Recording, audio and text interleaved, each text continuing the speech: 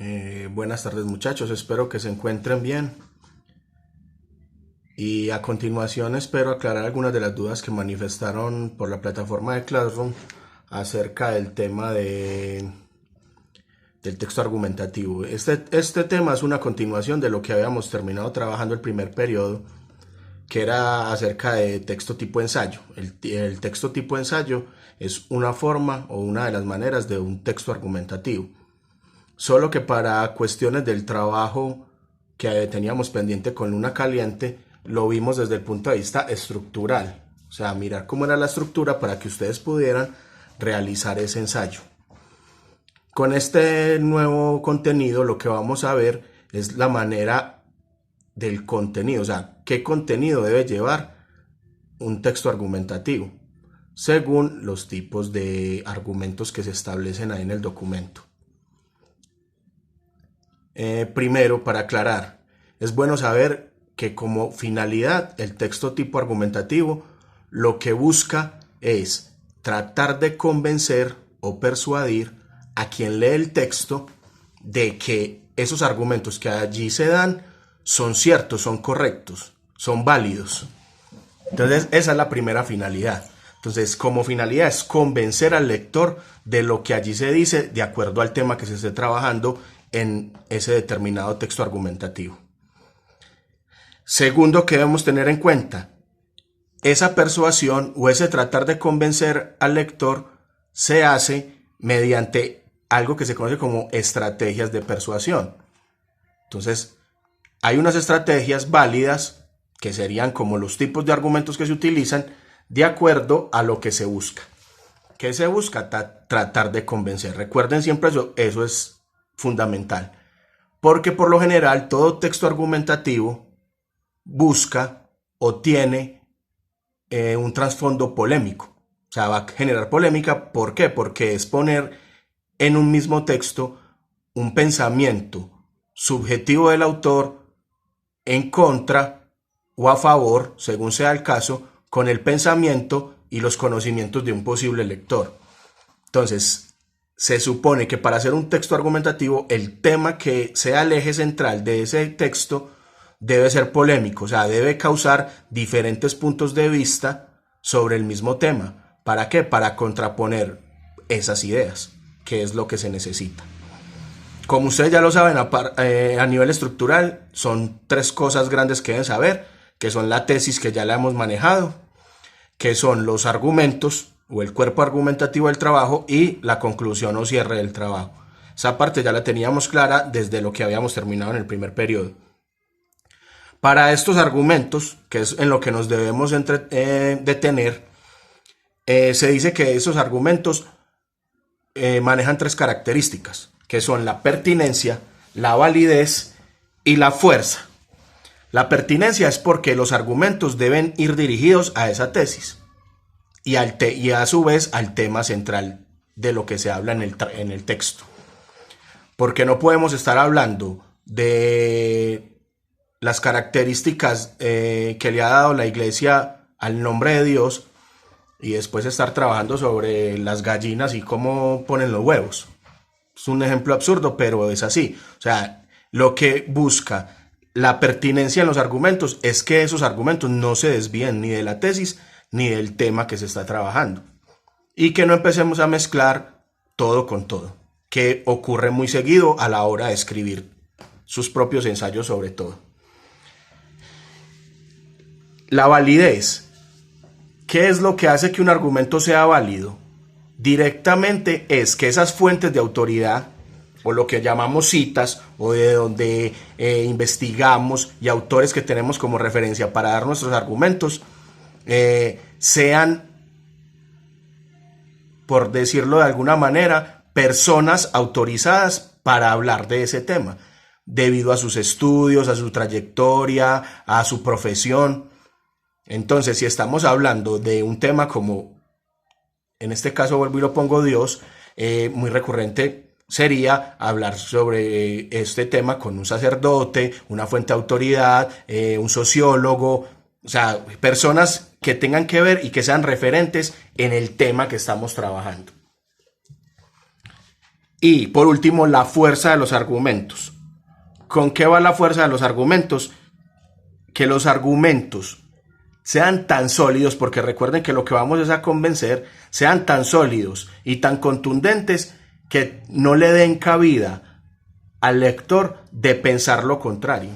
Que el lector quede a gusto, quede totalmente convencido de que esos argumentos son reales y son fuertes, son claros, para que él pueda estar convencido de que esa información que allí se le brinda en ese texto es así tal cual como se está diciendo. La fuerza, y hay tres tipos en esta cuestión, pueden haber argumentos débiles que son fácilmente refutados por el lector porque se dan cuenta inmediatamente de que carecen de profundidad y de sentido.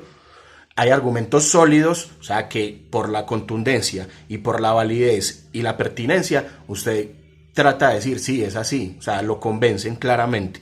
Y hay otros que sí son irrefutables, o sea, son normas generales que no tienen forma de ser refutadas por nadie. Por decir algo, las gallinas son animales bípedos. Ah, ¿cómo así? Andan en dos patas. Son argumentos que usted no puede decir, no, es que es mentira, tienen cuatro patas.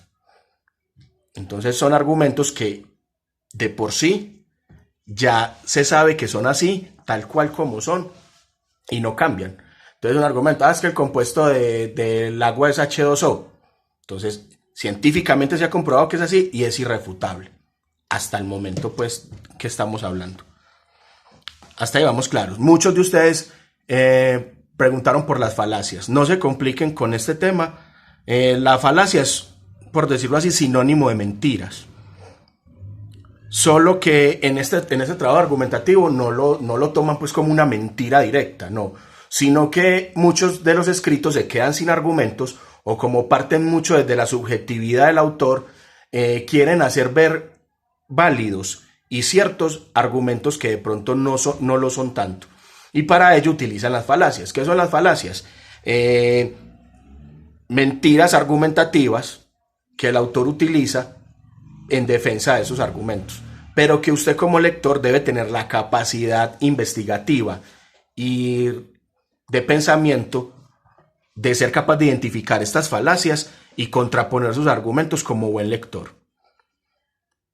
¿Qué hay que hacer? Descubrir una falacia, porque los argumentos no son sólidos o porque la fuente de autoridad no es reconocida sobre el tema que se está tratando. Entonces usted dice, no, pero es que este autor que él cita acá nunca ha hablado sobre ese tema. Entonces ahí es una falacia. Solo que como es un autor conocido, se pensará que es muy bueno en el tema. Y mentiras que de pronto hasta ni trabajo sobre el tema habrá hecho.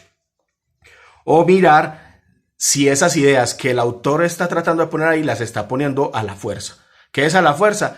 Yo digo que es blanco porque es blanco. Y no tengo otra forma de demostrarlo. Pero yo creo que es así y ya. O sea, son criterios propios del autor que no están argumentados ni sustentados por ninguna otra fuente. Y él los establece solo porque carece de argumentos para establecer que sean así. Entonces no se compliquen con eso de las falacias, que ya más adelante, si tenemos la oportunidad, pues trabajamos más a profundidad una por una.